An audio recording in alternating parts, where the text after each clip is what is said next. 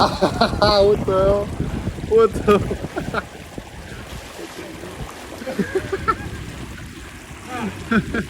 Got him. What the fuck? Oh, that's awesome.